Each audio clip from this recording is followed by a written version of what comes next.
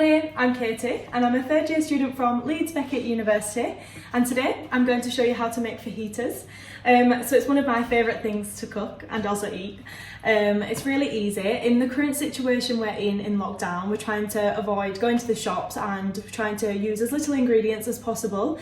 And this kit here is from Aldi and it has everything included: the salsa, the wraps, the seasoning. All you have to add on extra is your meat, which you can choose chicken, you can choose steak, or if you're vegetarian then you can also use corn. And then if you want to add on anything extra, for example, I'm going to do nachos today because they're cheap as chips, literally. So yeah, they're perfect for that. I'm currently in my student house, so I'm still on a student budget. I decided to stay in Leeds, in my house, just for university purposes, just so I can crack on with my work, my dissertation. I've kind of taken this lockdown a little blessing in disguise, as I've been able to just get on with university work. I've not got bored once, so that's a bonus. And I've learned how to cook so many yummy dishes these past few weeks. So yeah, definitely give this one a go, and you can cook it for as many people as you want, or you can cook it for yourself. You can cook it for 2 or 3 people, so it's a perfect, lovely dish to make. So I really hope you enjoy. Let's crack on. I've got the peppers, the onions, and then I've also got the chicken breast. So I'm cooking for 2 people here. This fajita kit serves 3 to 4 people, so probably won't use all the tortillas, but I probably will use all the salsa and the seasoning.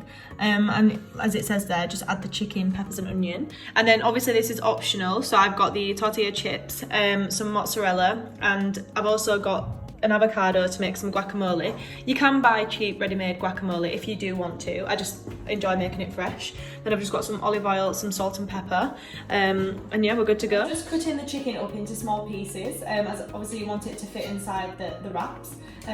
Just usually around, I don't know how big that is, but this size. I'm just going to put the chicken in the pan with a little bit of olive oil. I'm just going to wait for that to start cooking before I put some onions and peppers in, as they won't take too long to then heat up. Whilst I'm doing that, I will show you how to prepare the nachos and prepare the guacamole. Nachos are really easy to prepare. Just straight away pop them in there. Sometimes I like to do a layer and a layer, but for this instance I won't do.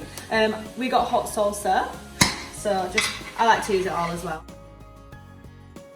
Also add loads of mozzarella. You can choose whatever cheese you want and however expensive the cheese is. If you want grated mozzarella or cheddar or anything, then feel free.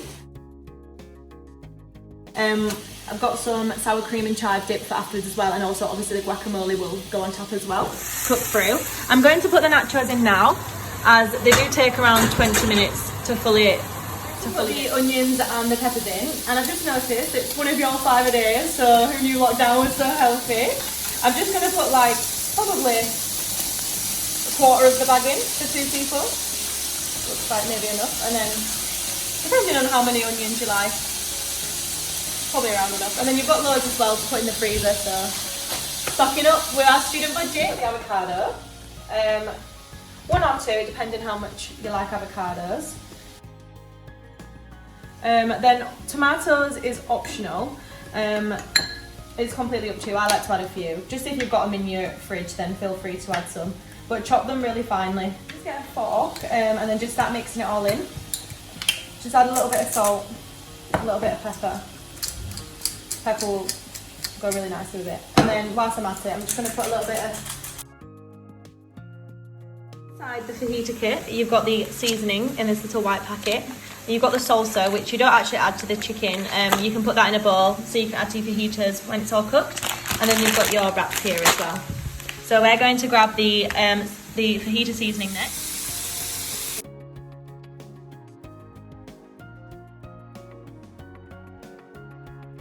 I'm just going to add a little bit of water just to let it simmer for 5 to 10 minutes. The wraps are in the microwave. I did 4 for 2 people. The table is set nicely and the fajitas are nearly ready. I just left these to simmer for around 10 minutes from putting the water in. And the nachos are looking incredibly good. They're sizzling, they look absolutely beautiful. And then we've got the nachos here as well. They look so good. I could just eat a bowl of that.